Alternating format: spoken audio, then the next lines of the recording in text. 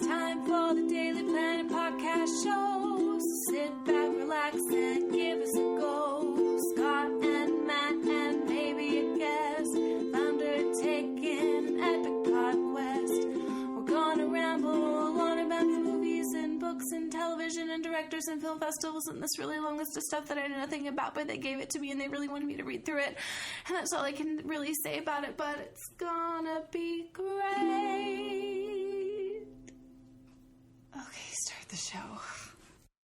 Hello and welcome to the Daly Planet Podcast, your weekly podcast for all things movies, TV, books, and anything else we feel like talking about. It has been a long time since I got to say that, but I am your host, Scott Daly, and I'm joined as always by my co-host, Matt Freeman. Matt, it's been like 2 months.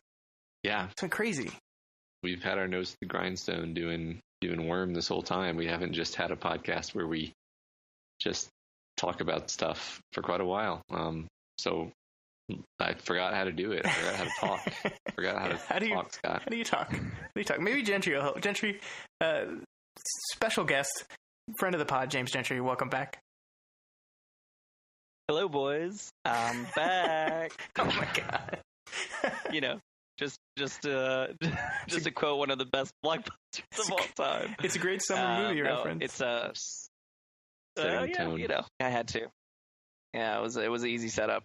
But yeah, thanks for having me back, guys. It's very good to be talking to both of you and jumping back on. And obviously, you guys have been very busy, so just wanted to say a big congrats to the success of We've Got Worm, and very excited to kind of jump in and start following along. And like I told you guys off air, slowly starting a couple arcs in. So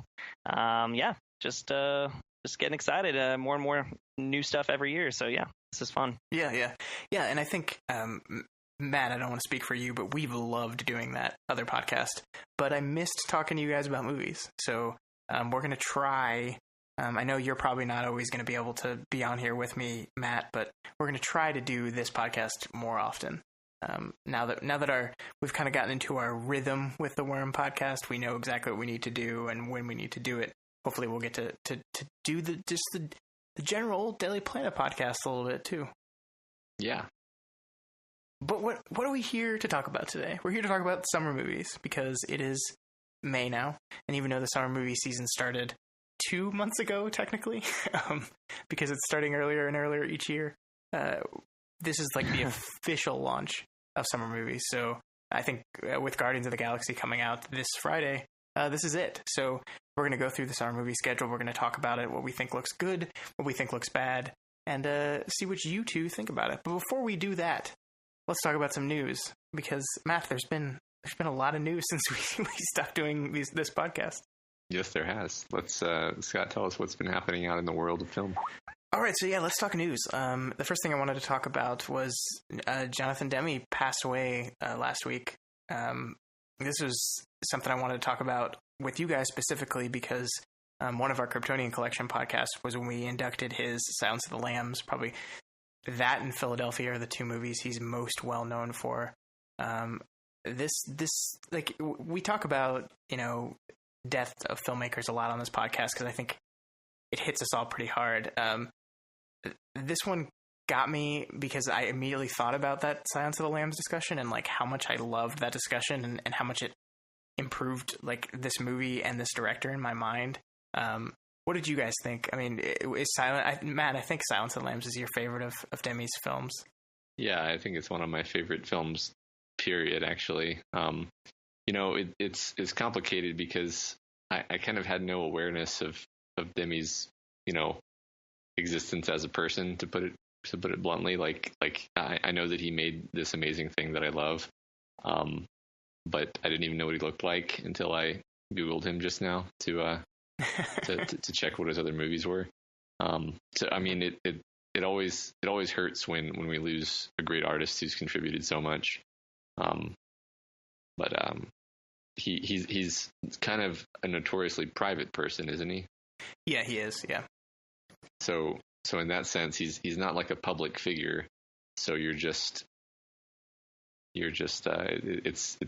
different when you lose the kind of movie star who is a public figure, because then you're you're much more aware of that absence. I think that makes sense. Yeah, and I think he's the kind of filmmaker that we've kind of that modern day Hollywood and blockbuster Hollywood in particular has kind of left behind. The type of movies that he made are not the type of movies that get made anymore.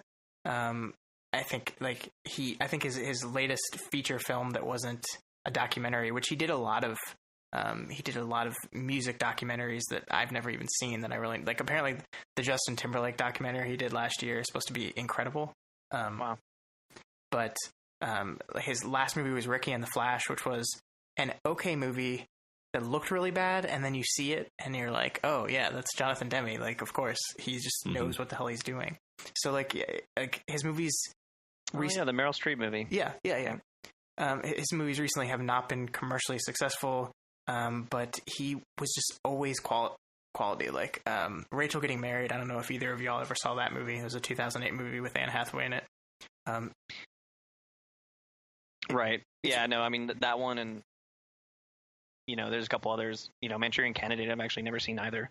2004. So Manchurian Candidate, I liked.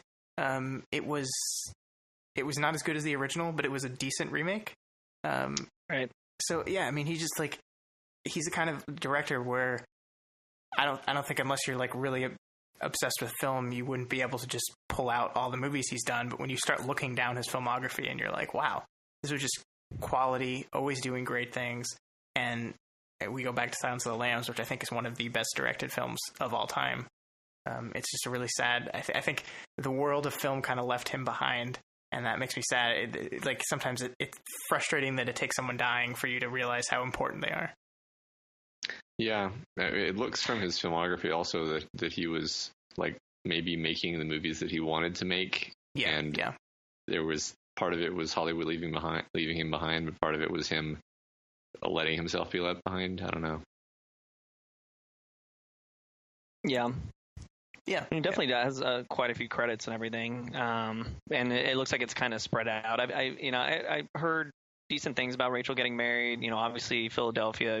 Tom Hanks is one of my favorites, and Silence of the Lambs is still probably one of the best movies I've seen. And I've probably seen it 100 times by now. So I mean, I think a lot of his films will kind of,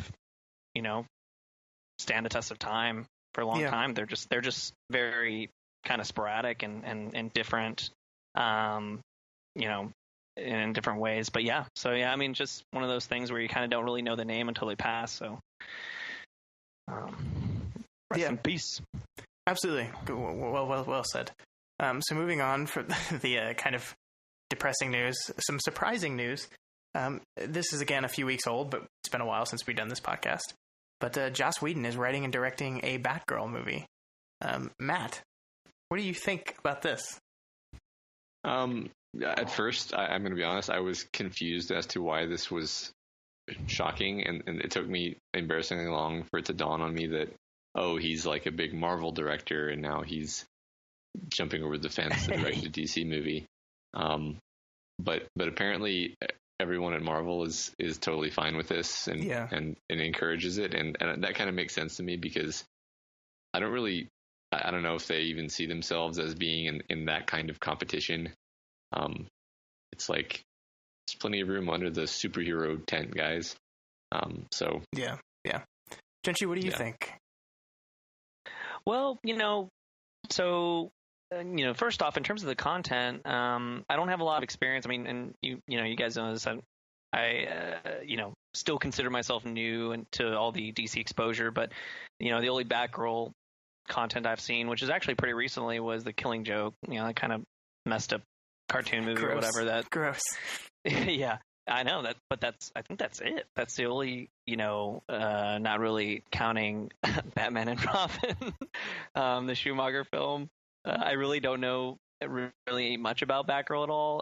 But in terms of Joss Whedon in general, I mean, I'm okay with it. Whatever. I hope it succeeds because I'm a big fan of his work. It'd be nice to see some good, some appealing DC material come out that isn't, related to Zack Snyder. So yeah, I mean, I'm kind of curious and open to it. I'm not one of those people who's like, oh, what are you doing? Why are you crossing over to the dark side? Like, whatever, man. Like, hey, if you can write a good script and improve the story and actually make me want to go see it, then I'm in. Yeah, if anyone's actually upset about a filmmaker working on both DC and Marvel properties, I think they need to recheck their priorities, because who cares? But yeah, I mean, I think there were some people that were kind of upset that they didn't pick a female writer or director to direct this female-oriented movie. I get that sentiment, but I also think Joss Whedon's kind of made his career at writing some of the best female characters of all time. So it just kind of makes sense, in my opinion. If he can make this half as good as Buffy the Vampire Slayer is, then it will be a great movie. So I'm excited. Yeah, it almost seems like the character of Batgirl has a lot in common with Buffy the Vampire Slayer specifically, so it's not a bad fit. Yeah. All right. Next directing news item. David Fincher is officially directing the World War Z sequel. This is real. Kind of weird. This is real. Mm-hmm. Matt, what? Yeah, so I was depressed about this until you sold me on it by pointing out that it could be like, Aliens or Terminator 2 or something where not just that it's James Cameron obviously, but that David Fincher can bring his like special techniques and we've never really seen him attempt a movie like this, and maybe it'll be amazing. So I should give it a chance. Yeah, that's the only thing I got going for me on this one, is that there must have been something specific that attracted him to this project outside of, I like Brad Pitt. So yeah, it's so weird.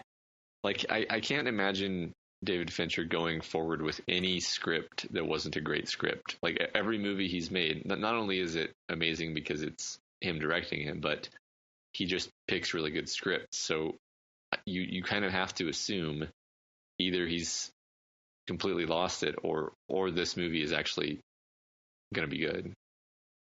Yeah, I think that's a good point. Yeah. I mean, I love so many of his movies. It's just kind of... Yeah. I mean, World War Z was very, very, very, very loosely based off the book, I heard. I never saw it. I heard it was really bad. It's just... So it's not even... It makes me wonder, like, why? It's not even that it's bad. It's just really mediocre, and they spent a lot of money on it. So, like, if anyone can take a concept like that and make something interesting out of it, I think it's Fincher. I just don't understand why he would want to. And it's like, this has been rumored news for, like, I feel like it's been over a year now. And, like, the fact that it actually happened, I still have trouble believing. I didn't realize he directed Alien 3. We'll let that slide. That was that was his first movie, man. Yeah, and that wasn't his fault. No idea. And also, it's a great movie. He didn't write that, right? No, he didn't. I don't know. Maybe he did. No, the script was a disaster that he couldn't fix. Yeah, I mean, I think it was one of these issues where there was super studio interference and people changing things in the middle of shooting, and he didn't have the power to fight back. But now he certainly has the power to kind of make things his way. So that's another reason for hope, I think. I guess the way I see it, it would be like an interesting experiment for me to see World War Z for the first time, and then see if there's a vast improvement seeing the sequel. Just from a change in the helm and everything. So yeah, I mean, we'll see. It was just kind of, I guess it was kind of a bit of random news in my mind, because I was like, oh man, I mean, I won't say like he's dropping the bar, like stooping, to this level or anything, but I think I've maybe like talked to one person that thought World War Z was okay. So, and then I hear like the book is just 100 times better, obviously, that kind of thing. So the fact that it's like a sequel, and he's such a good director, yeah, I mean, it's going to be interesting to see how that goes.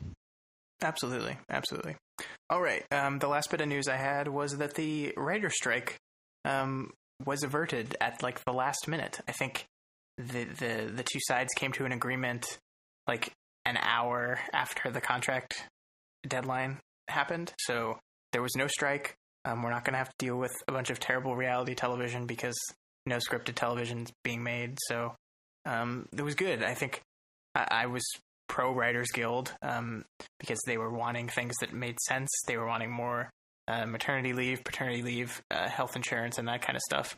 And the writers, like, we talk about writers a lot on the show because they're kind of like the unsung heroes of film. Like, you cannot have a good film without a good script, and a lot of times we focus on the directors more. I mean, we just talked about 3 directors on our news items.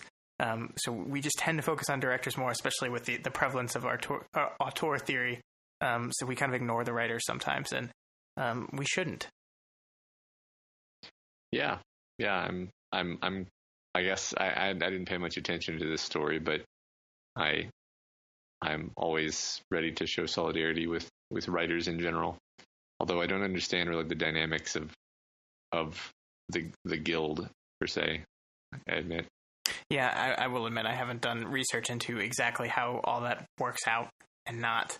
But I would assume that the guild has a representative, and then there's like because the guild, like, it's so weird because it's like a union kind of, but yeah, there's not like one thing they're bargaining against. Right. It seems like a union, but it's like there was that writers' strike a few years ago, and it lasted so long. I was the whole time I was like, how are these writers living during this time without making any money? I mean, yeah, and well, I don't. Yeah, like I have to research how all that plays out, but. Yeah, I mean, that writer strike is what brought to us the joys of reality TV and The Apprentice and Donald Trump as president. So thanks, writer strike. Right. Yeah. I heard this story had been kind of trickling in the last couple of weeks. It kind of caught me off guard. I didn't realize. I just kind of saw it randomly on the news. But yeah, no, I mean, it's good to hear that things will continue, and obviously, we want them to get their due. So if that's what's happening, then I'm all for it because I agree. Writers are definitely the unsung heroes. I feel like sometimes. Cool. Well, that's all that I had for news. So let's talk about summer movies, guys. Before we did that, I wanted to talk to you guys about the year in film so far, because it's been kind of an interesting year. We've had our new normal expected big hits in Beauty and the Beast and Fate of the Furious. I can't even say the names of these movies anymore, which both have made over $1 billion now and are going to dominate the box office for all time. But we've also had a surprising kind of resurgence and dominance in the genre film area. Both Split, M. Night Shyamalan's new movie, and Get Out, the Jordan Peele horror film, made a ton of money. Get Out itself broke a record for first film director's box office gain. So it was a huge movie. Jordan Peele is going to be get to do whatever he wants from now on. So it's been kind of an interesting mix, and I think 2018 was the year that everyone decried as the end of the Hollywood system as we know it. But I think we're seeing the system shift, and there's always going to be these big movies we're about to talk about. But there's also an increasing popularity for this genre movie movement, because movies are cheaper to make. So you can make a movie like this for $3 million or whatever they made it for, and it can pull in $100 million domestic, which is insane.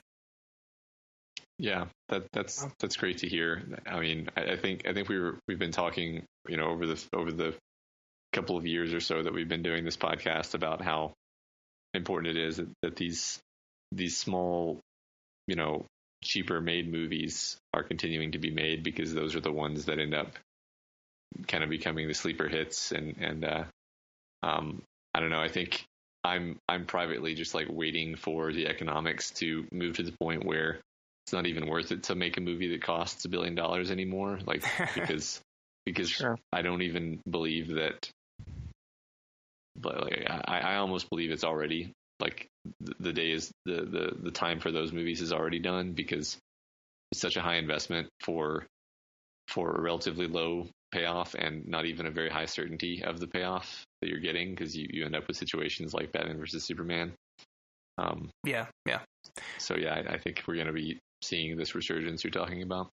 Yeah, I agree. I think Batman versus Superman is a really great point because it's insane to me that a movie can make $900 million and be considered a failure. That's just insane, and that's where we're at. If you take a movie like Batman versus Superman and it doesn't break $1 billion, it failed, and that's insane to me. Like spending $250 to $300 million on a movie before marketing seems absurd. Yeah. I mean, it is absurd, and there's just no reason to make a movie that costs that much. I think it's uneconomical. It's bad business. Yeah. No, I mean I definitely it's definitely exciting news. Obviously we're big fans of some of the smaller movies. I enjoyed both movies greatly, and the other thing too is I think that there's just kind of different ways that the movies are. Obviously going back to marketing, like the information's kind of trickling out. Really the only time I really ever saw, albeit it was obviously to the point of annoyance, but the only time I really saw or was exposed to Get Out was from YouTube. The trailer or the teaser would kind of appear every other thing, or even when I still had my Roku hooked up and the commercials would come on for like a certain app, it would appear. But that definitely, it was definitely nothing I saw on actual television or anything. And then when I think about something like Split, I guess I'm glad that he's movies like this can kind of fly under the radar, even though the director's pretty well known. I recall, movies like Happening or After Earth that did not do so well, being marketed pretty widely, to the point where it was like, all right, well, I feel like I need to see these. But it's good to see. You did need to see The Happening because The Happening is the best. Yeah. It is the worst. Whatever. No, and I think the cool thing for me, and this might be a little selfish, is I think Get Out kind of proves that critical opinion still matters. There's this, and Get Out is a fantastic movie, and it deserved every amount of success it got. But there's this whole contingent of people out there that like movies like Transformers make $1.5 billion and then get panned by the critics, and Batman vs Superman still, it was a failure, but it still made a lot of money, panned by the critics to the point where people are like, critics don't matter anymore. And then you have a movie like Get Out, which Gentry's right, was not highly marketed because they didn't have the budget for it, but had 100% on Rotten Tomatoes, and that brought people to see it because people wanted to see the movie that had 100% on Rotten Tomatoes. So critics matter still, and critics matter especially in the important job they have to point out the new and defend the new and turn eyes towards these movies. Yeah, I think critics can't possibly shout down a movie that has had millions and millions of dollars spent advertising it, but they can signal boost a movie that is genuinely good, that has not had that money spent on it. Yeah. And on that note, let's talk about some movies that people spent hundreds of millions of dollars on, because it's summer movie time. And we've got a whole bunch of sequels and remakes and everything else, and some really fun movies in between. So, all right. Before the plan, I guess, was to kind of go through and hit. I've picked 20 of what I think are going to be the biggest movies here. Before we do that, though, Matt, is there any specific film you're really excited about this summer? Slightly excited about Spider-Man, or not slightly. I guess the Spider-Man and the Planet of the Apes movies would be the two that I'm most likely to actually go see. Just for our new listeners, I have 3 small children, so the odds of me actually going to see a movie in the theater are very low. So when I say I'm going to go bother to see a movie in the theater, that's actually a huge endorsement. Yeah. Those are my picks. Okay. Gentry, how about you? So I was kind of looking through the list, and I try to keep stay away from some of the ones that are obvious for me. Obviously Spider-Man's my favorite superhero from Marvel, so I'm excited to see the kind of rebirth of his character and under the kind of like the MCU guidance umbrella,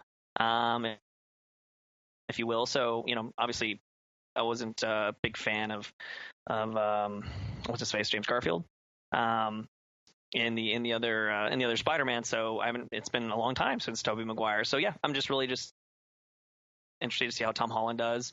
But in terms of these other, the list in general, I'm really curious. I think Baby Driver looks really good. I was pretty surprised by the Baywatch trailer. It looks funny. I didn't realize, I thought it was going to be either stupid, silly, and just kind of like this over the top movie that's just good looking people in it. But I hadn't actually watched the full trailer, and I mean, Zac Efron has really good comedic timing.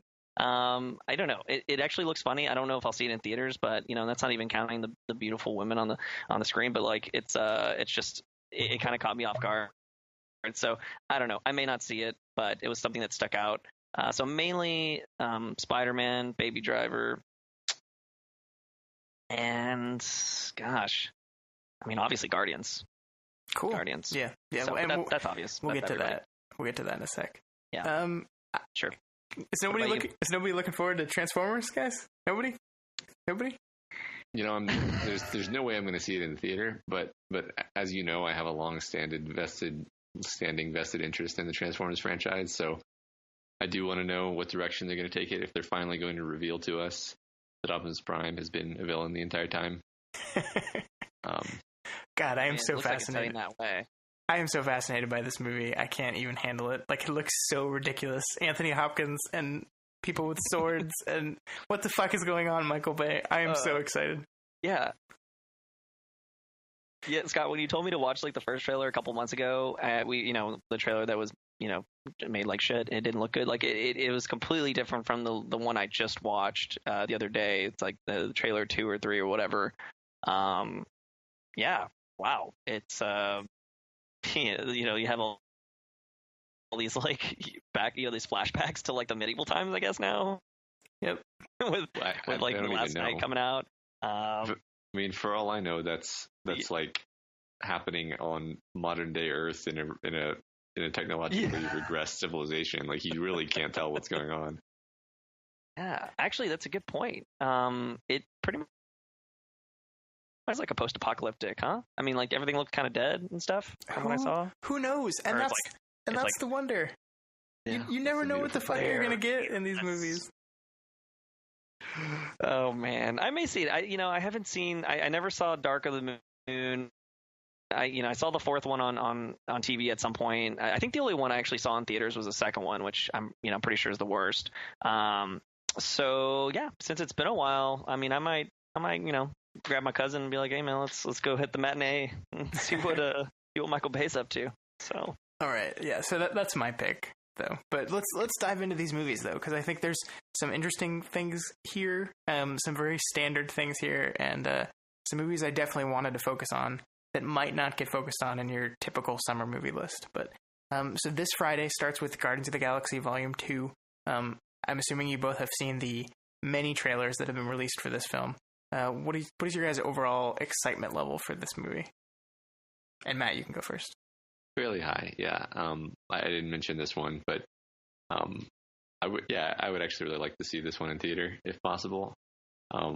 It seems like they're making the correct kind of movie to follow up what the first movie was, and I anticipate it being very, very fun and enjoyable. I don't know if it'll be the best thing ever, but that's fine. It sounds good. The crazy thing to me about this movie is how little I actually know about it. I've watched every piece of media they've released, and I don't have a really good grasp on what the plot of the film is going to be.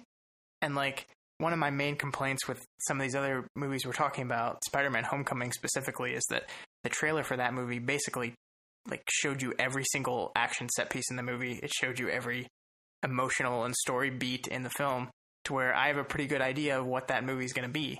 But Guardians of the Galaxy 2, I have no idea. It just looks like fun characters, just like the last one. And yeah, I'm excited. How about you, Gentry? Yeah. So, I mean, the thing about Guardians is out of all the MCU, especially the more, the last recent, 10 or so, I mean, I think it's my favorite. It's definitely maybe in my top 2 or so. I mean, I just absolutely enjoy everything about that film. So the fact that they have the second one, and you're right, thinking about it, I really don't recognize or really kind of know what's going on, which makes me happy, because I did read a little blurb about Spider-Man giving away too much in their trailers, so I kind of stayed away from it on purpose. I had seen like one of the earlier ones. For Guardians, if they keep the story kind of small, I know that obviously it's kind of focused on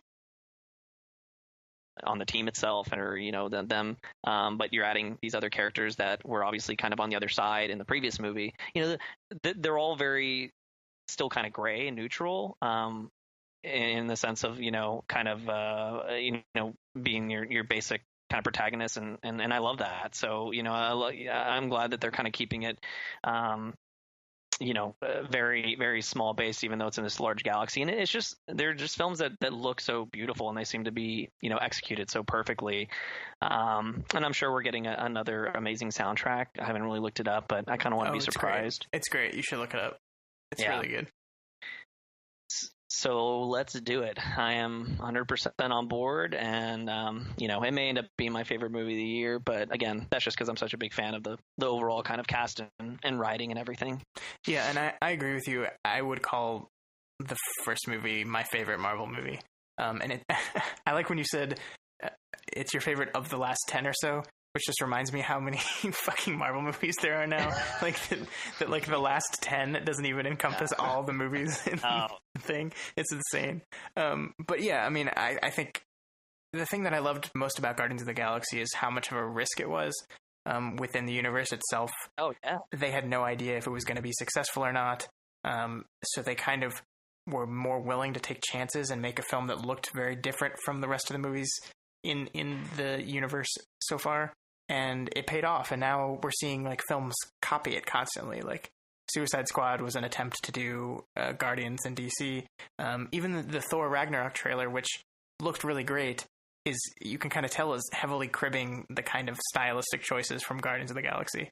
And then of course, for sure, and of course the idea of putting older pop songs in every single trailer was originally done by Guardians, and now it's everywhere. Yeah, but yeah, no, I don't know, like I think Marvel's starting to wear thin on me, and I can't believe I'm hearing myself say that, but I'm hoping that this movie will reinvigorate the Marvel Cinematic Universe for me. Yeah, me too. I think I share that sentiment. I've definitely got a little bit of superhero fatigue. Although maybe that's because you're reading Worm.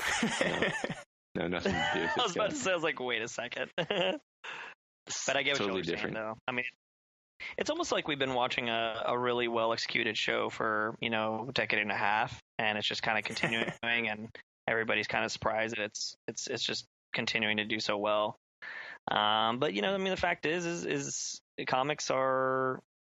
There's obviously a finite number, but there's a bajillion of them. I mean, it goes in all different directions as a style, and I guess I'm just constantly impressed, and it's fun. I mean, the thing about this movie specifically, or this kind of this whole world, is it gives space, or the idea of like a space adventure. It's a little more of a playful beat, and I appreciate that. So it's not always so dark and dead, and I mean, even when you think about like something like Star Wars, like Guardians is funny and it's fun, and I think as long as Marvel continues to somewhat make these movies different from each other in terms of tone and kind of overall the overall plot, and I'm always going to be there for sure. But yeah, absolutely. All right, so let's move on to May 12th. And Guy Ritchie's King Arthur movie, King Arthur: Legend of the Sword. We've talked about this one before. I think we talked about it on our 2017 movie preview. But that's just because I'm so excited for this movie because it looks insane, and I have no idea. Like, I don't know what Guy Ritchie's doing, but I know I'm in on it. What do you think? Yeah. There's like a YouTube that I found while I was researching for this podcast, and it's like basically just 20 minutes of various scenes from this movie.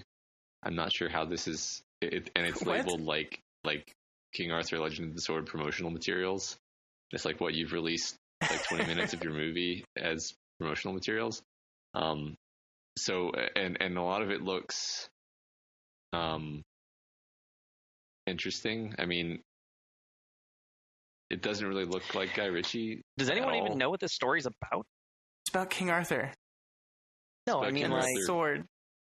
But Guy Ritchie though. Yeah. So that's the plot. Is Guy Ritchie? Right. It's a Guy Ritchie movie. But about King Arthur. I guess obviously not the King Arthur side, but the king that's already, what's his name? Like Mora something? The Jude Law's character. I guess I didn't really know any of that backstory. Yeah, I mean, I have not tried to marry this to the actual King Arthur legend in any way, shape, or form. And I don't think Guy Ritchie really cares to either. I don't like the sad thing is like this movie, like it's probably going to be bad, and it's probably not going to do very well. But I think it has a chance to be one of the more interesting experiments of the summer. And like the fact that it got made and like they just said, "Oh, Guy, you wanna do this kind of stylistic turn to King Arthur? You want to do like a weird like street rat thing with him, right?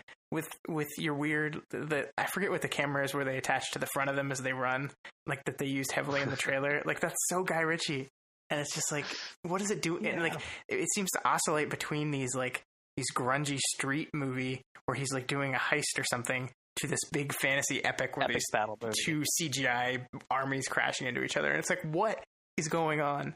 I like when movies experiment, and even when it doesn't work, I appreciate it. So I will see this movie.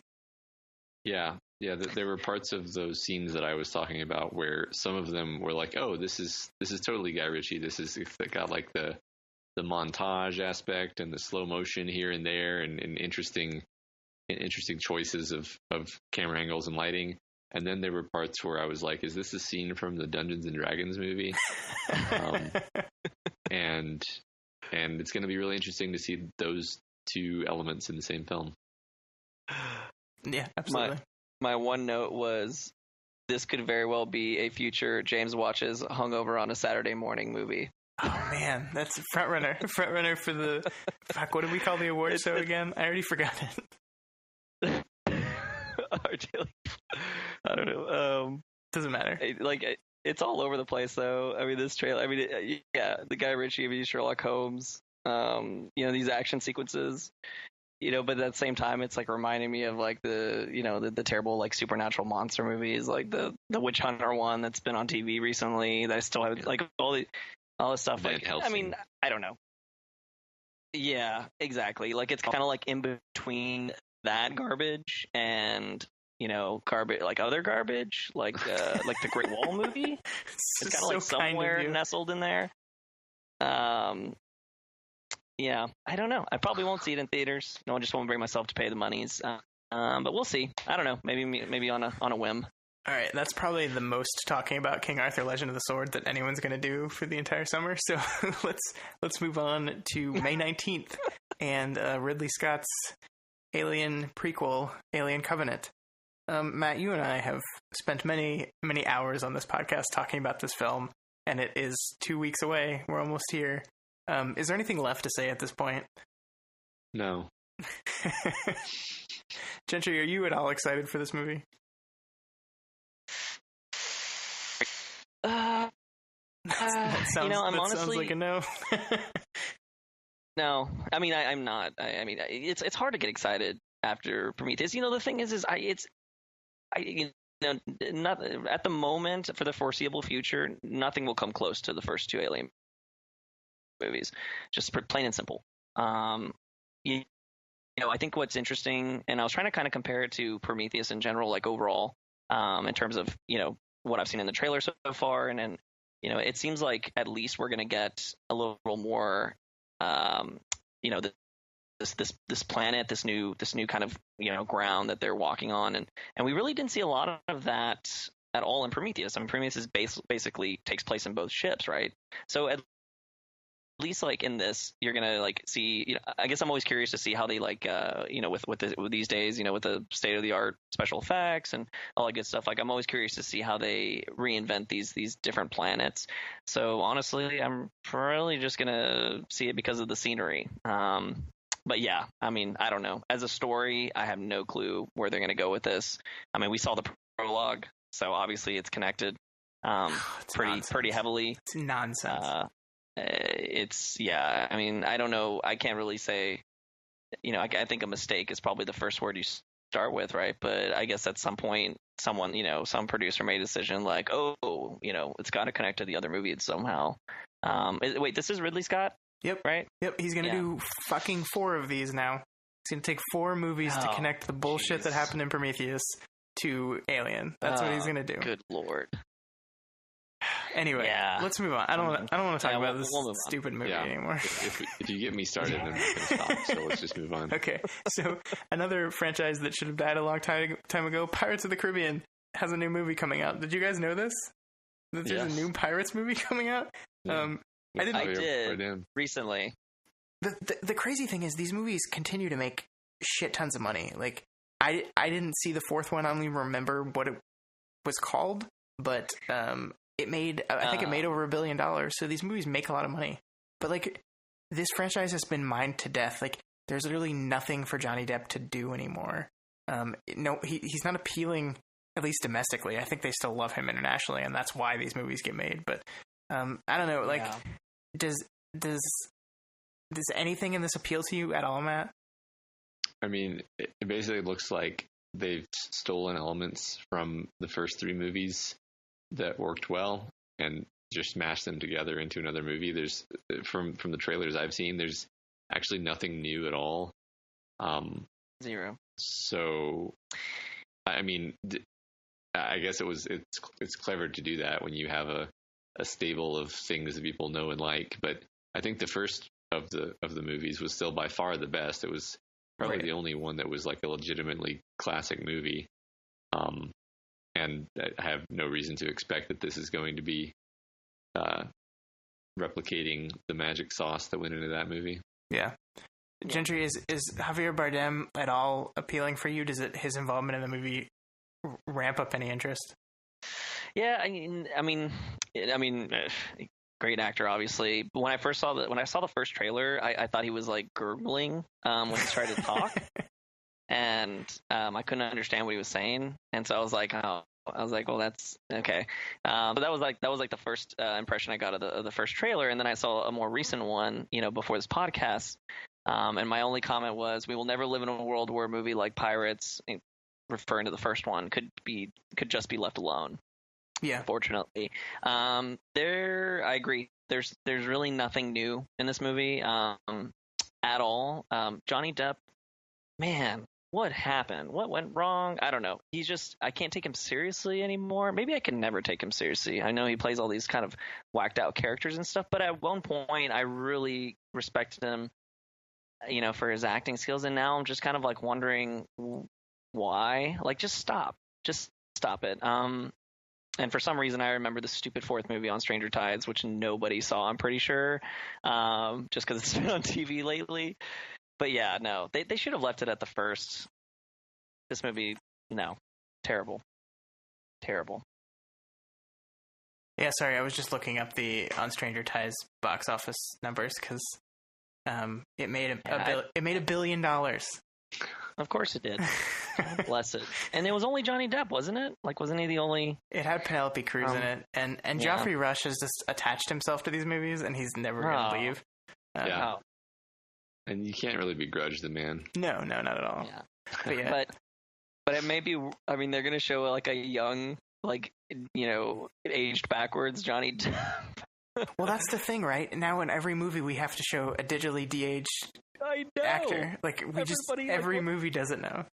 Oh, I think like 5 years until we don't even need real Johnny Depp to come on the set anymore. It would certainly save a lot of money. Yeah. Like, where the hell is Tim Burton? Somebody like put Johnny Depp back on a fucking leash. Like, come on, man. Tim Burton's out making shitty movies too.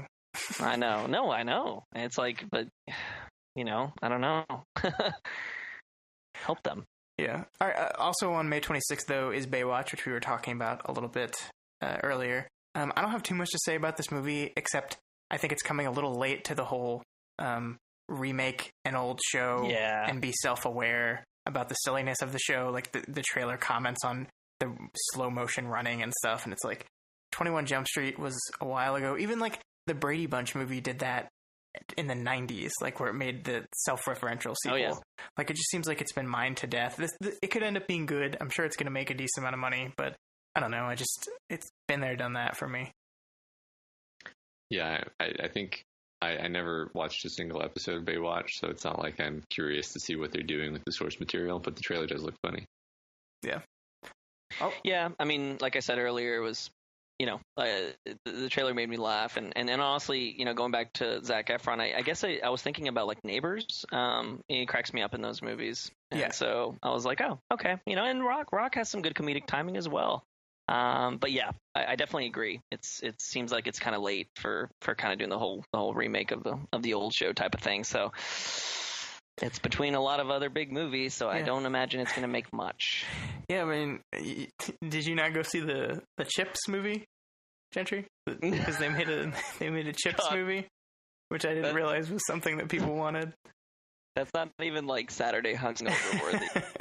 Yeah, I mean, I agree with you on Zac Efron. I think his comedic timing is amazing. The Rock is like the most charming, funny, amazing person ever. So if this movie does well, and I think it'll do okay, it will be off of the backs of those two actors. The acting, absolutely. Yeah. All right. Moving on. June 2nd, DC tries again with Wonder Woman. I'm cautiously optimistic about this film. I've liked what I've seen in the trailers, but I have no faith in this company anymore to produce a good movie. So I'm going to see it, but I'm not expecting a lot. What about you, Matt? Do you think this will save this DC universe? No, I don't see anything compelling about it, honestly. All right. Gentry.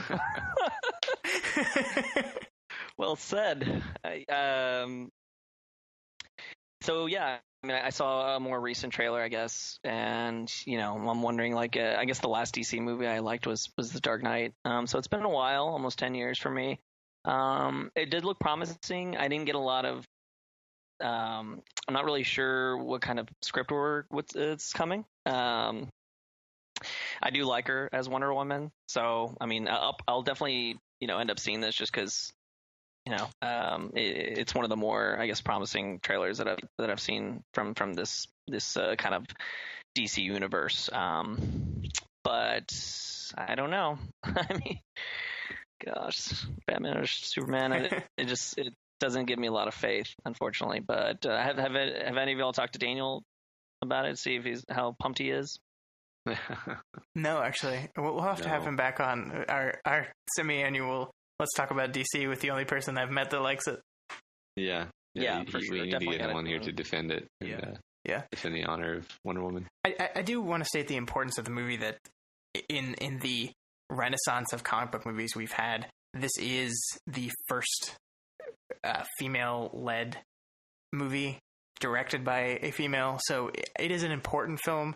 I kind of feel bad for it, because if this doesn't end up doing very well for reasons that are outside of a lot of people's control, it'll be Hollywood again saying, well, look, this is what happens when you make female-led movies. They fail, and we'll give up, and it'll be another 5 to 10 years before it happens. But I don't know. Because a lot of people saw her already in Batman vs Superman, and now she's in Justice League. So it's kind of like, I don't know. It's kind of interesting, think about it mentally. Like, we're kind of already saw what she's like a little bit, and now I'm getting like the origin story after the fact. Yeah. But, well, she was like completely superfluous in Batman vs Superman. She didn't have anything to do at all.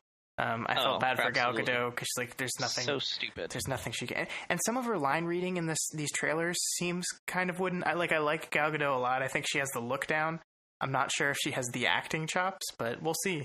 Fair. I don't know. So let's move on to June 9th and the launching of the Universal Monsters Cinematic Universe. Oh, man. With Tom Cruise's The Mummy. I don't want to spend too much time on this because it looks so terrible. But Matt, what do you think? I mean, I can't remember the last time Tom Cruise let me down, so I'm actually excited about this. And plus, if this has any similarity at all to the Brendan Fraser Mummy, even if it's just like a spiritual similarity, I will love it. So, I mean, you're probably right, but also I'm super curious to see what it's going to be. Yeah, that's fair. I never saw the third Mummy movie, and it was on TV the other day, and I watched it. Holy crap, that's a bad movie. I believe you. Did you never see it? The one where I never saw it. I saw the second one. Yeah, the second one was a huge hit, and it made The Rock kind of a little bit.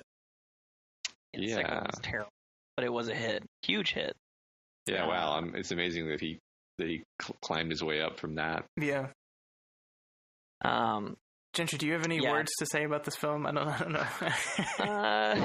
Well, okay, so I mean, so I looked up. I was trying to see what rating it was. I'm guessing it's going to be PG-13. Alan Kurtzman is behind it, and he did. Jesus. Yeah, he did Transformers, Amazing Spider-Man, and both Star Treks. The only movie I like out of all those is the first Star Trek, and even that wasn't, the most amazing. Oh, no. He was a producer. He was a producer. So no, I think this is going to be terrible. Yeah, he's pretty infamous in producing very bad films. I didn't realize. Yeah. I guess I didn't never really absorb his name or whatever. Yeah. But yeah, so friends with Damon Lindelof. He might be. But yeah, you're absolutely right. This is going to be trash, and I mean, this is like, if you're going to make a Mummy movie, make a Mummy movie. But this isn't doing that. Right. This is trying to launch a cinematic universe. So there are going to be so many things they're doing. I mean, there's rumors that Russell Crowe is playing Van Helsing in this movie, which is just insane. Yeah. And I don't know, like we don't need every single one of our franchises to be some interconnected huge universe. Like, we don't need that. I mean, and the other thing too is it's already getting tired before it starts, because we're already getting a lot of this mummy-ness. I mean, you had X-Men Apocalypse, right? Kind of Egyptian mummy. You have, terrible Suicide Squad. She's, a witch or whatever the hell she is, but, kind of the same idea. And then you have this movie coming out where it's the same type of idea, but mixed in with like a what's it called? The Da Vinci Code, like the Dan Brown books, kind of thing, where it's like, hey, we're trying to solve the mystery, but also the world's kind of ending. And by the way, Tom Cruise is in the middle of it, and he crashed down to Earth from a plane, except he's invincible now because he's connected to this crazy bitch. Like, what the fuck? Like, it is all over the place. I think it'll make some money. I don't know if it's gonna make money. Man, they just might have set themselves up for a major disaster. I think Tom Cruise is a big enough draw that it'll probably do okay. Yeah, but over 100 mil. I think your description of what a Dan Brown movie is going to go down. I'm going to remember that forever. Everyone's kind of running around, and then also the world's kind of ending. It's perfect. Yeah, I'd see that. All right. But, we'll see. So that's June 9th. The next weekend, June 16th, is Pixar's film of the summer. Cars 3 comes out. So I've never been a fan. I love Pixar, but I've never been a fan of the Cars movies. This trailer looks very interesting. They're going for a very different kind of tone with this movie. It kind of seems like the Rocky Balboa of the Rocky films, where he's needing to learn a new style of fighting / racing in order to. He's the old, washed out race car that needs to learn this new style to be able to win again. Matt, what do you think about this? Are they going too serious with this kids movie about talking cars? My inside source says that it's going to be pretty funny, and the advertising material is probably overly emphasizing certain of the serious plot points. I mean, if you just kind of like rotely describe the plot of the first movie, it isn't necessarily a funny sounding idea, but they make it work, I think. That's fair. I think it's going to be think it's going to be good. I've now watched the first one several dozen times. Not the second one so much, but I think you could say I'm a fan of old Lightning McQueen and Mater. So one of the things I wanted to talk about with this one, though, was this idea that they did an interview with the director. I can't remember which Pixar guy is directing this one now. But they did an interview with him. Brian Fee is his name. But they did an interview with him, and basically what the film is about comes down to out of the old car dealing with this entitled new, younger, better car that just kind of came off as a old people complaining about millennials plot. So Gentry, how does that make you feel? Because that annoys the shit out of me. Yeah, I mean, I'll be honest. I've never actually seen the first two. I thought the trailer was interesting. I was like, oh, it's Pixar. It's always fun and moving. And it did actually kind of remind me of Rocky when I saw what the plot was about. I don't know. I mean, and that sounds obnoxious, though. I mean, what you're saying. Okay, final question. Final question. Why are there taxis in the Cars universe? No, I can't get a straight answer on this. No one knows because it doesn't make any sense. So I gave my answer, and then I realized that was an actual that was the unofficial answer of the Cars universe creators, was that self-driving cars had advanced to the point where they no longer needed humans, so they got rid of the humans, and then they bootstrapped their own technology to become semi-anthropomorphic. And some of those cars were taxis originally, and they might as well remain taxis. And they replaced all life on Earth with cars-centric life forms. We never knew that the source of our destruction, Judgment Day, would be cars. I was like, are we still talking about cars, or are we getting into Transformers at this point? Well, that's a perfect segue. Thank you, Gentry. Because 1 week from Cars 3 is Transformers Last Night, which we already talked about a little bit. So it's a sign. Yeah, I don't know what more to say other than I think Michael Bay is one of the most fascinating filmmakers working out there right now, and I will continue to watch everything he does and study it.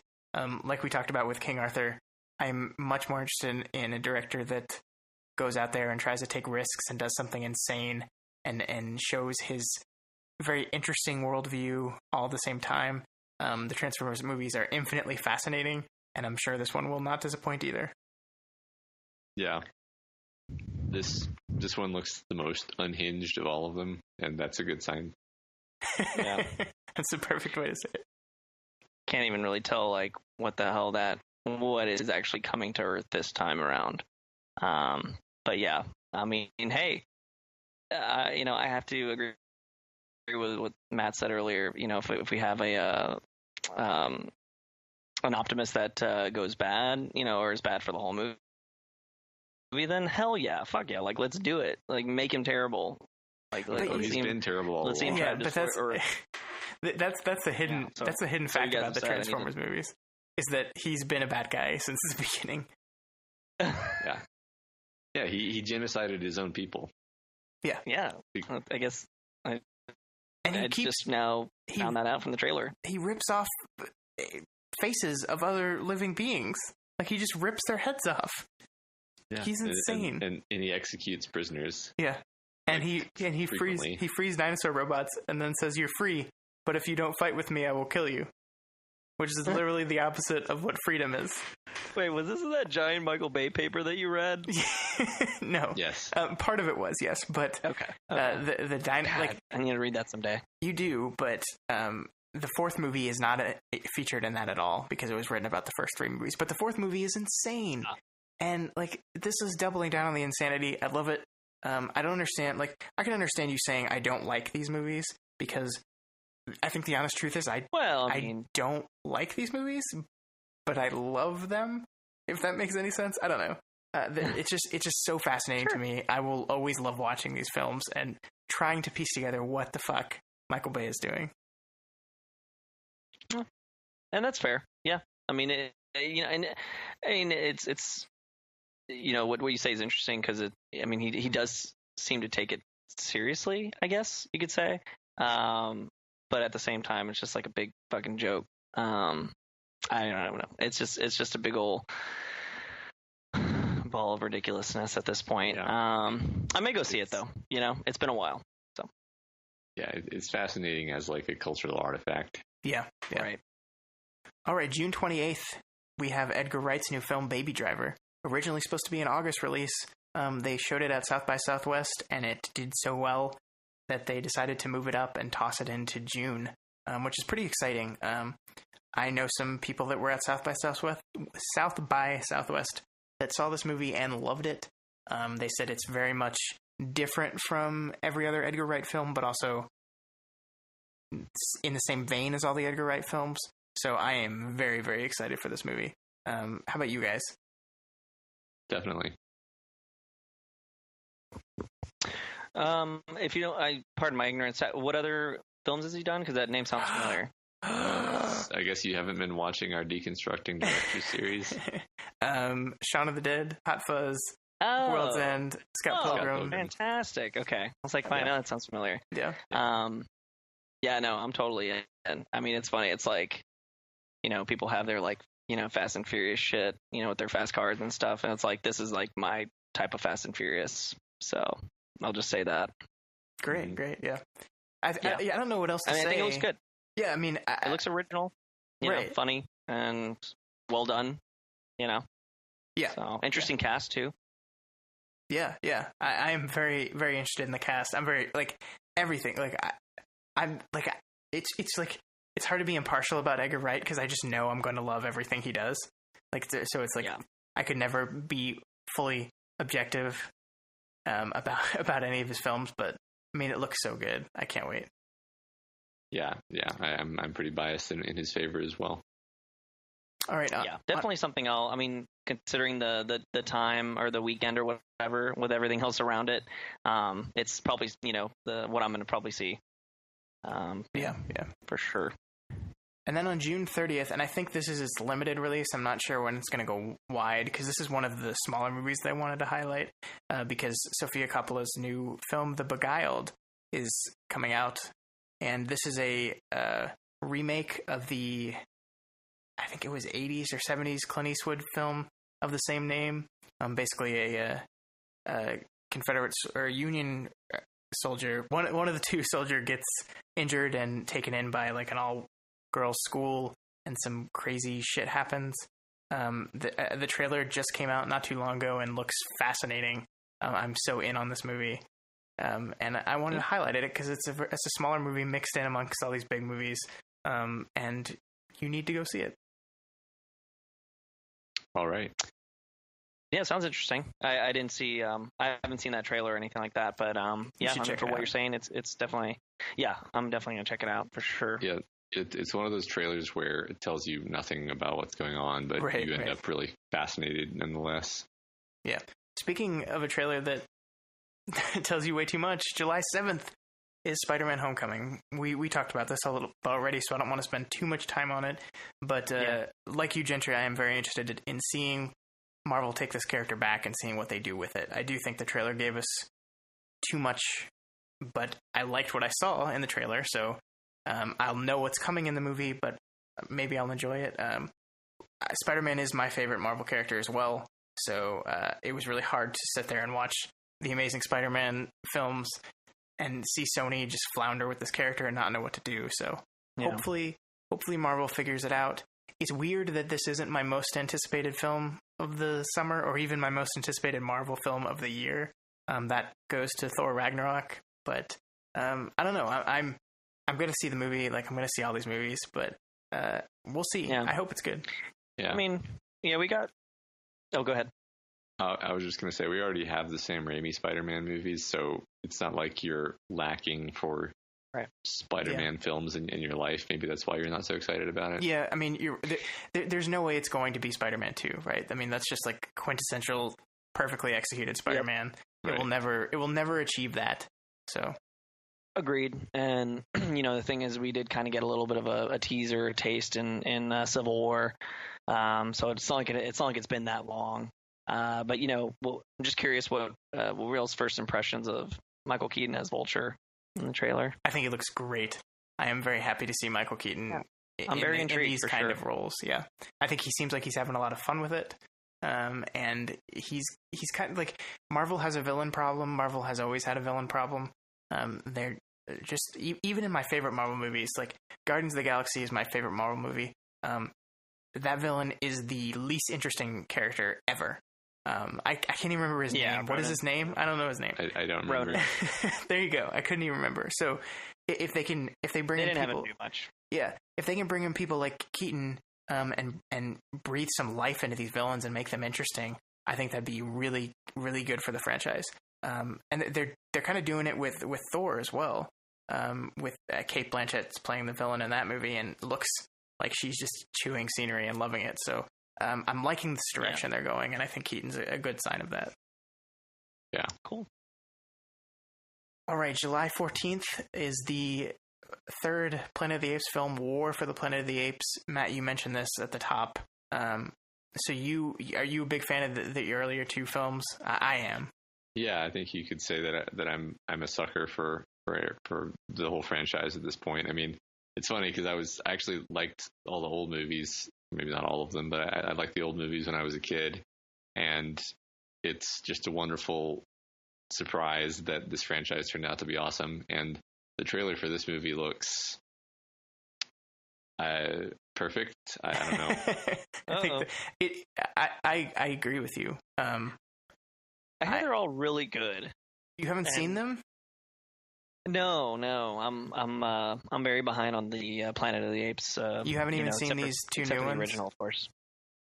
No, I haven't seen any of the. I haven't seen any of the two remakes or whatever you want to call it. Or what are they? What would you consider them? I guess like.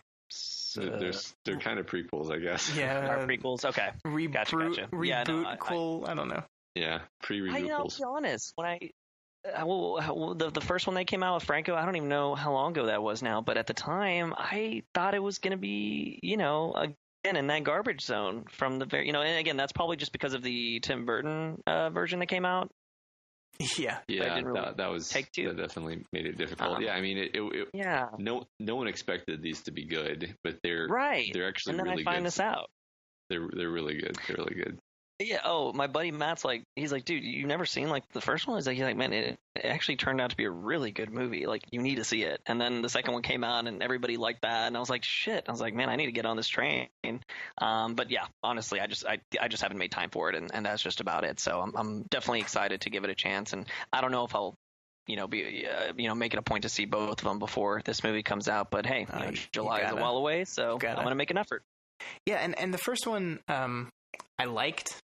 I didn't love. The second movie I adored. I think that's a near perfect film.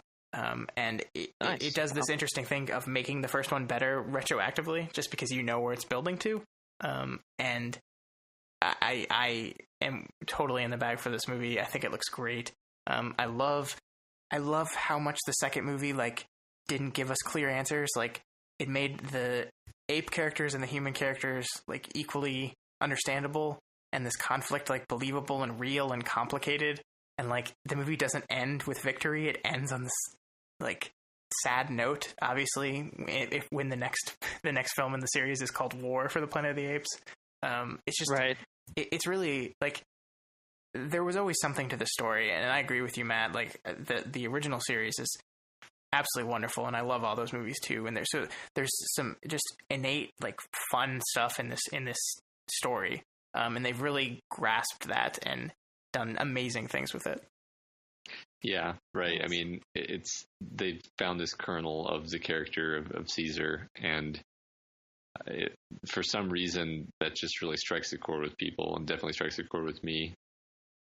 Yeah. So that's War for the Planet of the Apes, July 14th. I will be out of the country. I'll have to see if I can get my wife to go see it in Norway with me, in a language that's not English. Sounds awesome. Yeah. The other movie that's coming out that week on July 14th is called The Big Sick. This is a romantic comedy by Kumail Nanjiani and Emily Gordon, his wife. This movie is about their relationship, kind of. It's not fully autobiographical, but kind of is, because they started dating and then she got very sick, and then he like stayed with her through all that, and that's kind of the story of the film. I just want to bring this one up because, first of all, it's played really great at festivals and everyone seems to be liking it. And it has a real chance of like becoming one of the surprise hits of the summer. And I hope it does, because I think Kumail Nanjiani is a really wonderful actor. He's hilarious. I love him in everything he's in. His character in Silicon Valley is so great.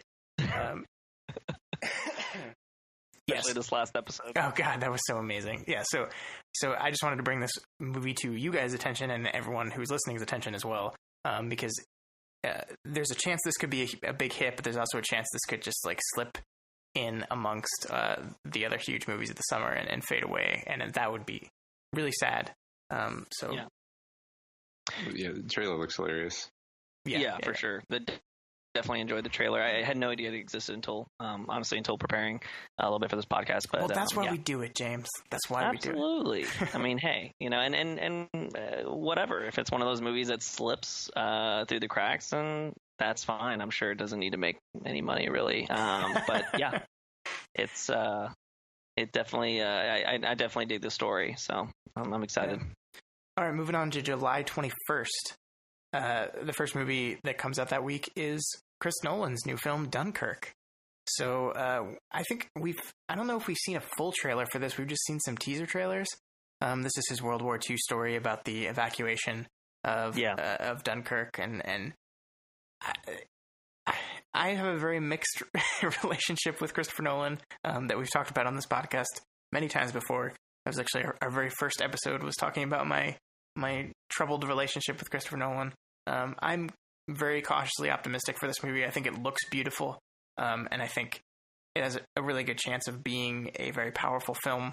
But I hope his tendencies don't get in the way of some of that. What do you think, Matt? Yeah, I think I'm on the same boat as you, that if he can restrain his verbal diarrhea, we'll be in good shape. Cool. And just picture like a battle scene with like his score from all those movies, like as the battle's starting. I mean, that won't happen, obviously, but you never know with Nolan. I mean, I guess it'd be considered, a war epic, and I don't recall. I mean, I don't know if there's like an old version of Dunkirk or not, like an original version or anything like that. I'm sure there is. Yeah, I mean, I've talked about the actual event or the battle or whatever with my dad before, so I'm definitely interested to see it in general. But with his with Nolan's style, I mean, he's very polarizing, so yeah, that'll be kind of cool. See what all the nerds think, all the people that normally watch Nolan movies. So yeah, I mean, anytime a new Chris Nolan movie comes out, it's probably good for cinema, even if I don't like the film. Nolan is a film purist. This movie is going to be shown on 70mm film, and that's exciting. I hope he can get past some of his stuff. But let's move on to the other movie that's coming out this weekend, Valerian and the City of a Thousand Planets. Jupiter Ascending. Oh, sorry. So this is Luc Besson's sci-fi fantasy epic film that looks beautiful. Like, it's so colorful. Like, it's so crazy. The CG looks wonderful. It looks weird and different, and there's no way this movie is going to make any money.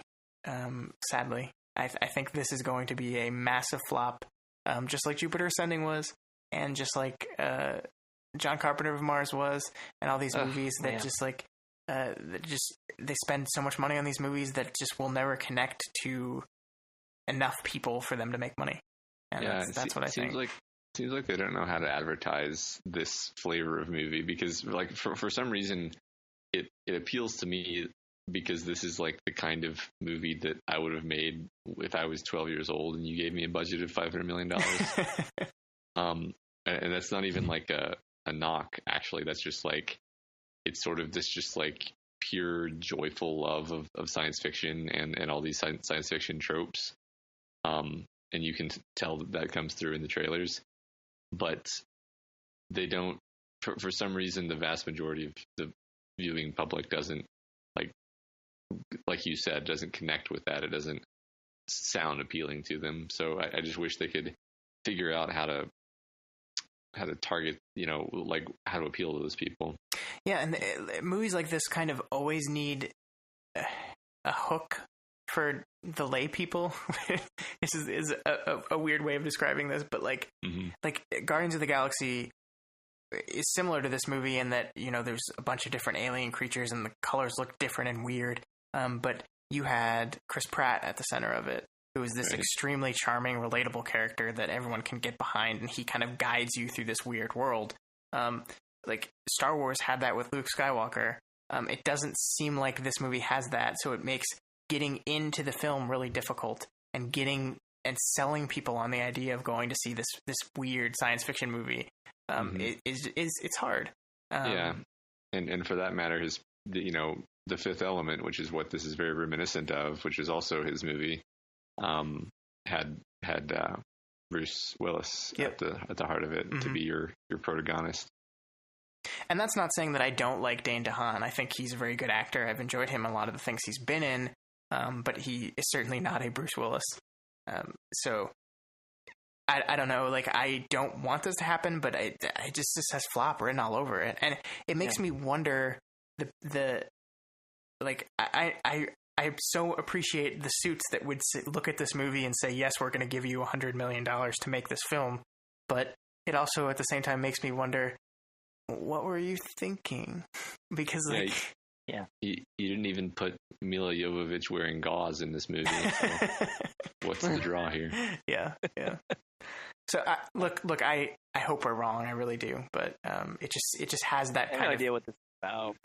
Yeah, I mean, and it's based off a graphic novel that I've never read, so I don't really know what the story is either. I just know it's bright and shiny and colorful, and the filmmaking looks beautiful, and I love Luc Besson, so I'm going to see it. But I'm also a person that's probably going to see every single movie we've talked about, so I'm not the people they're trying to attract to this film. Yeah.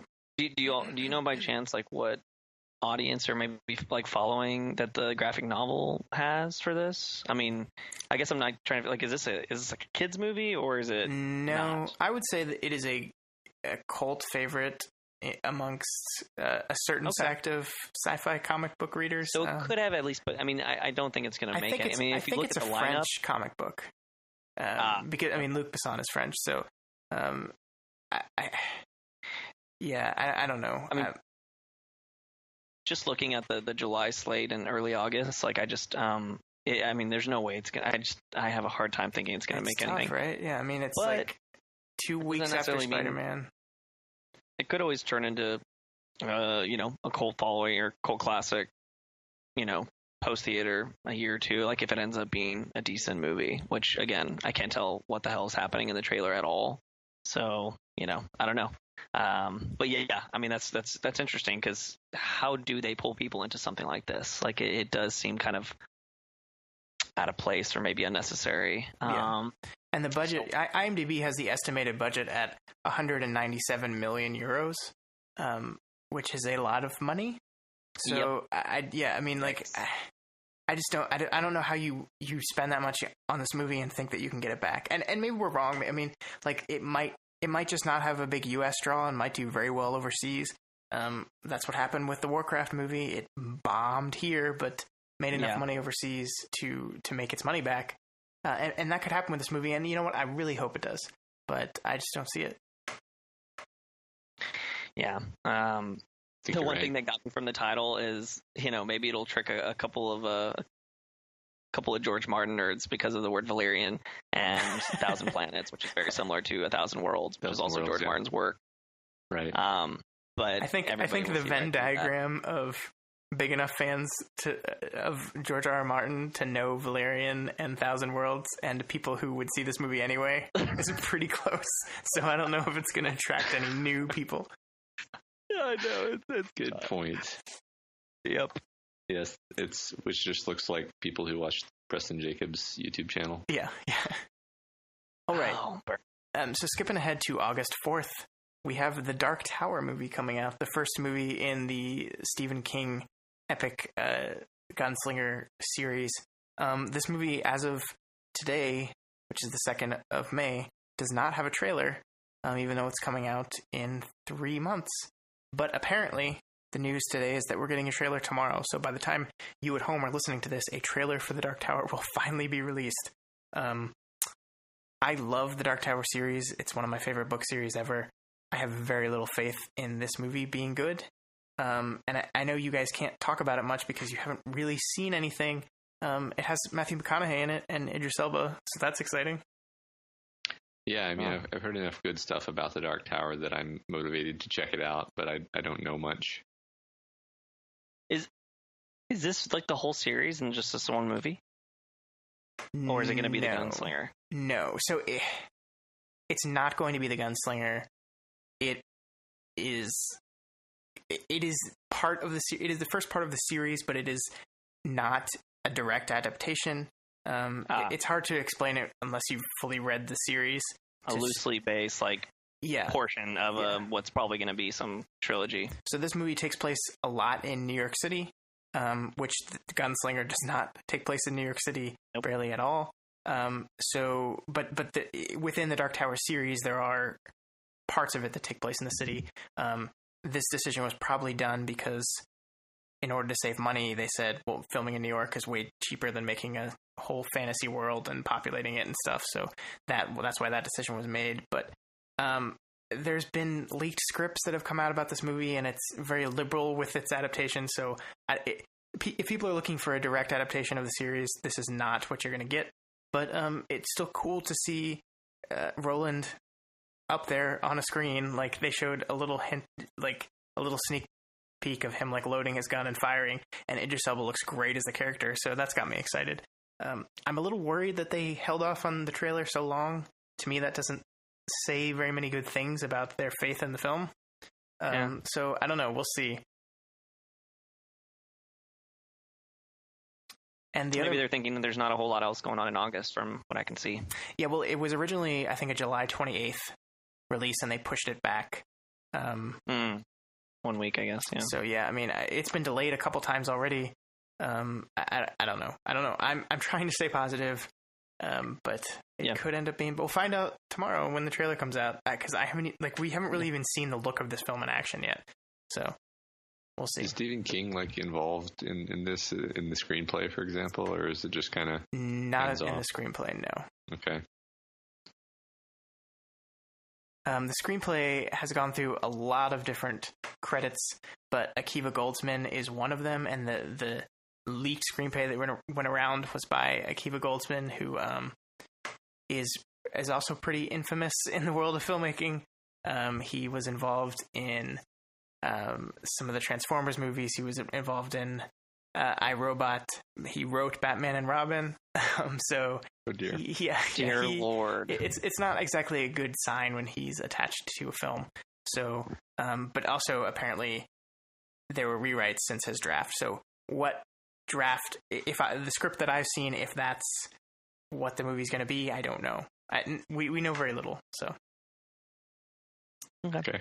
The other movie that's coming out that same weekend is Catherine Bigelow's new film, Detroit, which is a movie starring John Boyega about the Detroit riots of the 60s. I honestly forgot the time period. A trailer came out for this very recently, though, and this movie looks really interesting. I'm always kind of in the bag for anything that Catherine Bigelow's doing, and it's been a few years since she's made a film, and I'm very excited about this one. And I'm glad to see Boyega's getting work.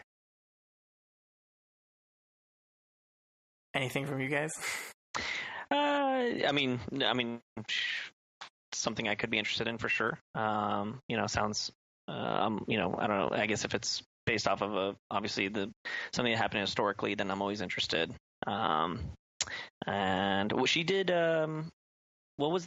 she did Hurt Locker? Yes, she did Hurt Locker. She did Zero Dark 30. She did Zero Dark 30. Okay, I did see that. Original Point Break film. Oh, not the shitty remake. Yeah, so she's got some solid films. So yeah, I mean, maybe. I mean, I was gonna say, just again, based off of what I'm seeing, some of these movies in August, that might be something I might be interested in for sure. Cool. Yeah, I'd say I'm curious. Yeah, and so we're rounding out the end of the summer here. There's a lot of horror movies coming out at the end of August that I didn't really want to focus on too much. August 18th has Steven Soderbergh's new movie, Logan Lucky, which doesn't have a trailer yet. I've seen production stills, and it looks really wonderful, but I don't have much to say about it outside of that. And then we have It Comes at Night, which is a small, tiny film that I just wanted to point out to you guys because there was just a film festival at the Overlook Hotel, the Shining Overlook Hotel. Awesome. And it apparently is incredible. That's a film by Trey Edward Schultz. It's being distributed by A24, who, in the name of independent cinema, if your film's distributed by A24, it's probably really good. So this is coming at the tail end of August, and looks incredible, and I can't wait to see it. Yeah, I'm scanning information about it right now. It looks awesome. Yeah, and this is if you haven't seen the trailer for this one yet, this is another one of those very well cut trailers that tells you enough to get you interested in the movie, but really does not tell you anything about the movie at all. It's really good. So cool. Yeah, I still need to see this trailer. I've heard good things as well. Yeah, the studio makes great movies. So yeah. All right, so that's it for the summer. So before we go, I just wanted to see. We talked about it a little bit, but Matt, what do you, if you had to guess, what do you think would be the number one film of the summer? I always mess this up because I fail to think about like international audiences. I'm tempted to go with Guardians of the Galaxy. I'm somewhat tempted to go with Cars 3 due to franchise power. Those probably would be the top two possibilities for me. You gotta pick one. Gotta pick one. Yeah. I guess Guardians of the Galaxy. All right. Gentry, how about you? We're talking like box office? Yeah. Okay. Ooh. You said Cars 3, Matt? I said, Guardians of the Galaxy was my final pick, but I think Cars 3 has a shot. You said Guardians? Yeah. I gotcha. Oh gosh, man. It's like everything's like kind of even-ish in terms of like I could see a couple of these movies making around the same amount. But I guess I'll say Transformers. Ooh, bold. Yeah. I wasn't expecting. Yeah, I don't know why. Just an itch. For comparison, last year's number one movie was Finding Dory. Number 2 was Captain America. It's probably number 3 was The Secret Life of Pets. Yeah, I should have gone with Cars. Yeah, I feel like Pixar, like animated, should not be in this. Why? It's like they always crush it. Well, that's not everyone. You can't be in it because you always win. Well, I mean, it just seems like the most obvious answer. Okay, yeah. I mean, but like I think. Like every year. Last year I picked Captain America. Last year, if you had asked me if Finding Dory would beat Captain America at the box office, I would have said no way. And it did. It beat it pretty handedly. So, yeah, I think Finding Dory had an advantage because everyone loved Finding Nemo. I think the Cars series is a little less universally loved. Yeah. And the sequel for Nemo was so long coming that people were kids when they saw Nemo and then took their kids to see Finding Dory. So I don't think we're going to see it at quite that high. But I think Cars 3 is a pretty good guess. There's also the Emoji movie coming out this year that we didn't even talk about because I refused to talk about that movie, but it could end up being a moneymaker. Dear Lord. So I don't know. I think Cars 3 is a pretty safe answer. I think Matt's probably right with Guardians. Yeah, I would say you guys are probably going to be right. I just went for something no, different. and Transformers is going to make $1 billion, let's be honest. Will it make as much of $1 billion as the other movies on this list? I don't know, but... Yeah, I mean, I think... It's all in the title, man. I think the mechanics of, like, why Cars 3 makes the money is that even though, like, I actually do like the Cars franchise, but let's say for the sake of argument, I didn't think it was so great, I'd still probably take my kids to see it. And I'm someone who sees very few movies, so just like consider that there's this huge ocean of parents who don't get to see many movies, but when some like moderately acceptable kid-friendly movie comes out, we jump at the chance because it's like, all right, fine, it's a Pixar movie. That means I'm probably going to enjoy it. Kids are going to enjoy it. Right. It's going to be good. So I think that's why, like you said, even though it's the Cars franchise, which is not the most popular thing they've ever done, I think it still has a shot.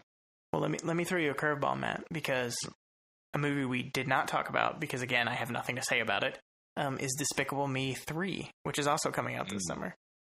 So those movies have been wildly successful because kids love the Minions. So does that have a chance at number one, you think? It might. For some reason, the whole Despicable Me Minions meme has not infected my household. That's definitely going to be Cars 3. You think so? Look at this confidence by Gentry over here. Well, dude, Minions, like, kids go ape shit over fucking Minions. Like, they love Minions. I completely forgot about that being in the mix. I mean, obviously, Cars is, it's been around. It's got 3 movies and super respectful and everything. But I think there's, I mean, I don't know. I guess I can't think of the right words right now, but kind of unfounded or surprising, just like, absolute love and adoration for these Minion movies. So yeah, there's been 3 of these movies. There's been Despicable Me 2, and Minions. They've averaged $900 million at the box office. The first one got 543. The second one got 970, and the Minions movie, the latest one, which came out in 2015, got $1.15 billion. Oh my! So yeah, I think this is going to be a very big movie, and maybe we should have at least mentioned it when we were going through the list, but I just didn't. I don't think I saw anything past the first one, so I didn't have anything to say. But yeah, this could be big for them. So it will be $1 billion movie. Will it be the number $1 billion movie? I don't know, but it's got a shot. Yeah. All right, and that's it. That's the summer. So overall, Matt, how do you feel? Are you excited? Are there enough good movies in here you think that outweigh the Despicable Me 3s? I think so. I think I may be actually more excited than last year. And there's a few in here that have the capacity to surprise me, like maybe Alien Covenant will actually be good. And I'm curious. There's some of these movies where I'm like, well, I'm curious. I'm not even optimistic. I'm just curious. Yeah. Which is fine. It's a good feeling. Sure. How do you feel? I'm pretty excited. Yeah, I agree with you that this slate looks better than last year's slate did.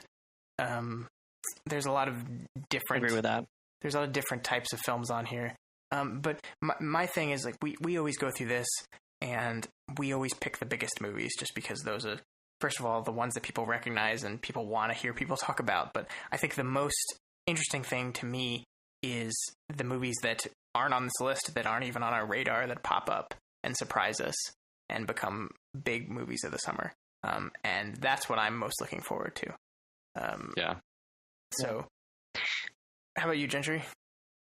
Yeah, I mean, it seems like a pretty good mix of big movies that, that will be good. I mean, again, it goes back to the superhero movies. It's hard to kind of, at least in terms of Marvel, like, I don't think they'll screw them up or anything. And then you have like this mix in of ridiculously super high budget, almost silly type of movies that are going to be also involved. So yeah, I mean, it's definitely a solid slate if you're kind of looking for volume of. I mean, I think there's going to be a lot of parents spending money on their kids this summer. I'll put it that way. There's so many different like flavors, I guess, if you really think about it. I mean, you go from, obviously you have the serious adult movies like, Alien Covenant and or fucking Baywatch and stuff like that. People that are older that will be kind of tied to and have memories of. But then you have, Pirates and, Cars and like all these different variations of big movies that have already proved themselves as making money. So I just, gosh, I think this year I feel like could be like a record breaker and, as a whole. Yeah. I think the year is already trending upwards from last year as far as total box office sales. It's always tough to tell. I think the general long-term trend has been less and less people are going to the movies now. Ticket prices are increasing to counter that, so total gross sales continues to trend upwards, but amount of people going to the movie. I think the average person in this country goes to the movies once a quarter, which probably seems pretty normal to you, Matt, but to me it sounds insane. I wouldn't be able to handle that if I only got to go to the movies once every 3 months, but yeah, for sure. Even that seems like a little bit for me. Yeah, we didn't even get, like, there's so many other things we could have gotten into here. Like, there are Netflix movies coming out that are not even going to the theaters, that are going right to Netflix. Yeah. There's a whole bunch of stuff happening this summer. There's going to be a bunch of new Netflix series. Like, this time last year, we didn't know anything about Stranger Things, and that was the biggest dominating factor of the summer outside in the world of entertainment. Yep. So things are changing. I'm very excited about this slate, but I'm also very excited about the things I don't know yet. So that's summer 2017. Yeah. Very positive outlook. Seems like a big Hollywood push, Gotta make their money. Bring a lot of people back to the theaters, because, man, it is quite an assortment. 80% of it will be bad, but also fun. Of course. Very, very entertaining. So yeah. All right. So before we go, let's go down the list. We haven't done this in a while. Have either of you watched anything that you wanted to present to the world? Gentry, why don't you go first? What have you been watching? Yeah, honestly, I haven't really been watching anything new. Stuff that, not really counting kind of the HBO slate, which I'm kind of tied to religiously. I haven't really seen anything new or interesting. I've been binging Veep because, I'm late on a whole bunch of stuff. And I love it. It's fantastic. So I was going to promote a podcast, but then Matt made the Preston Jacobs comments. I was like, oh, maybe not. But it is something new. Just really quickly. Yeah, go for it. Yeah, so it's just basically this podcast, this channel that I never really watched on YouTube or anything like that, called Red Team Review. I'm still not sure how I feel about the host. He seems okay. But basically, he partnered up with Preston Jacobs, who has his YouTube channel that I follow. And they started a podcast together to kind of go into some of the Game of Thrones show stuff. Because this guy, his name is Carmine McClure. He does the Red Team Review. He seems more of like a show watcher, like he's read the books, but he seems more into the show. So he brings Preston on, who's obviously, this conspiracy theorist in terms of, in the context of Martin's world and stories and his, how his book ties to other books and stuff like that. And they kind of go into a lot of fan questions and talk about the show, but they're also getting into a lot of like Preston's theories that are on his channel. So it's a lot easier to listen to because this guy kind of balances him out. It's almost like the uber nerd. Preston's hilarious, by the way, but this other guy, Carmine, he's kind of more of like, I don't know, he reminds me a little bit of a bro. I'm not gonna say like a tool, but he's definitely a little more mainstream, I guess. Like he kind of calls Preston out on his ridiculous, like over the top stuff. And he's being a foil to Preston, basically. Exactly. Thank you, Matt. Yeah, I've watched this. It's good. Yeah. Yeah, absolutely. So it's pretty new. I think they only have like 4 episodes so far. So for people that are too busy to watch like his channel on YouTube, if you're a podcast listener, if you're driving or working out or something, then at least you can actually listen to their discussion about, the Dornish Master Plan, which, I'm a huge fan of, and get an idea of kind of Preston's work and also kind of had that little balance. So, and, again, they're pretty funny and they do a lot of mailbag questions and stuff like that. So yeah, it's been interesting. So that's my recommendation. That's cool. You clued me into the Preston Jacobs channel, and that channel has like doubled my total enjoyment of the George R. Martin books. So I definitely appreciate that. Sure. Just really quickly, the name of it, they don't really have a name or like an original name or anything, but it's basically just Game of Thrones podcast with Preston Jacobs. So they're obviously to work on their branding a little bit. Oh yeah, no, they talk about it on the actual on the show. It's pretty funny. Like they don't have anything really good yet. So, but yeah, it's on YouTube from the Red. You can see it from both channels, Red Team Review and Preston Jacobs, or you can download it off your podcast streaming. So that's cool because right now last year we had Game of Thrones to watch and we don't have that this year, so that'll satiate your fix. Yeah, it definitely gave me a little refresher on the show too, or at least what's been going on. So for peeps that are getting excited and want to prep, I definitely recommend the first episode, which is really just about the show. So, how about you, Matt? Been watching a lot of Animal Mechanicals on Netflix. What? What? It's a show where a team of anthropomorphic robot creatures solve various problems in their world. Of course it is. It's kind of like there are several shows on Netflix that are for kids that I'm convinced are just preparing this generation of children to live in a world full of AIs, because they're all just about like robotic protagonists who solve everyone's problems for them. So I'm like, interesting. There's no conflict. It's all the robots solving whatever the like engineering problem of the day happens to be. And my kids just love these shows. Animal Mechanicals and Dino Trucks are the two that fit this description. And my kids love them. Probably they're more like they watch these shows as rapturously as I used to watch Ninja Turtles when I was their age. It's fascinating. That's interesting. I will probably not be watching that because I do not have children. But no, it's saying Netflix. I don't recommend it. Yeah, is it a Netflix original? I don't think it is. It's Wikipedia says it's a Canadian animated. Of course it is. Preschool series. So it seems like they probably just acquired it for Netflix. Interesting. Well, I have been watching a lot of TV as well. Not children's TV shows, though. I don't want to talk about all of them because we're running way long on this, but The Handmaid's Tale is a new Hulu show that came out last week. Hulu does TV a little bit different than the other streaming services. I don't know if you guys watch any Hulu original programming. The first day of streaming, they launch 3 episodes, and then they do 1 a week from then on, just like it was a network, which I think is a really interesting way of doing it, and I kind of like it better because you still get to binge, but then you also have to wait just like a normal show. Yeah. I've never read this book, The Handmaid's Tale, but the show is spectacularly well made and also terrifying.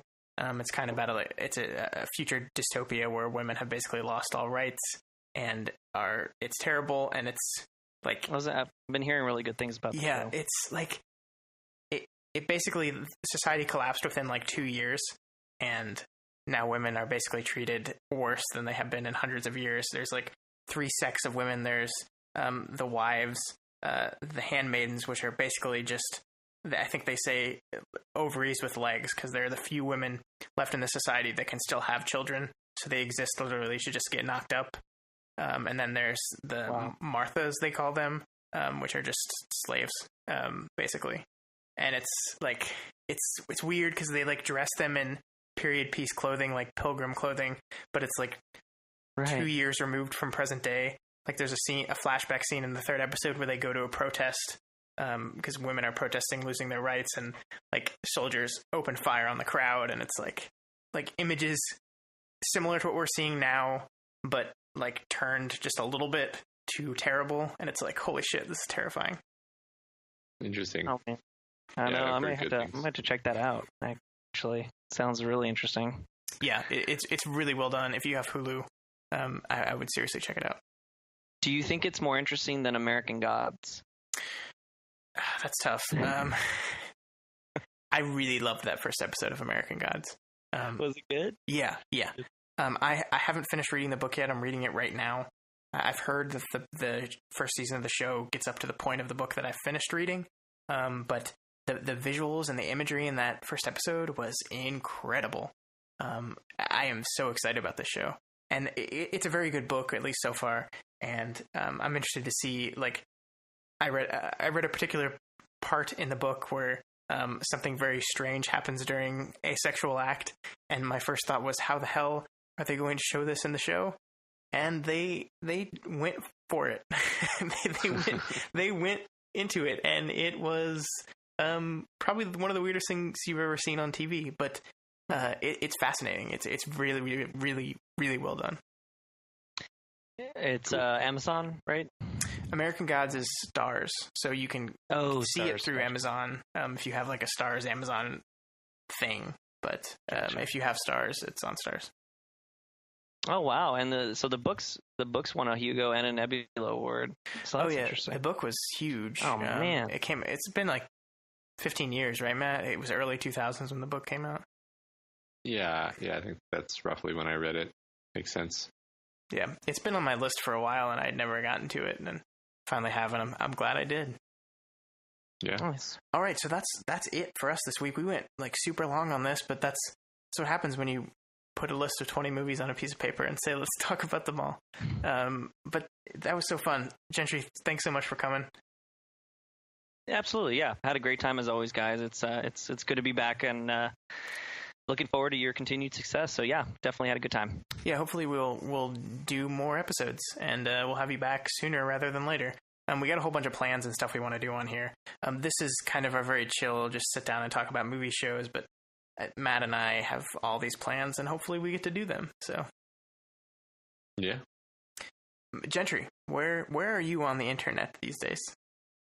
Oh man, I guess the old at wench tweet, the two words put together. That's pretty much it. You know, cool. Not much else. And Matt, how about you?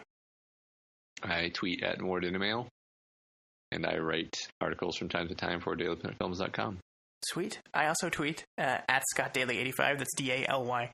And I also write for the website that has my name on it. Also, once again, we're just going to plug our Worm podcast. If you're listening to this, you probably have already subscribed to it, but we have, for the past 2 months now, been going through the web serial Worm arc by arc.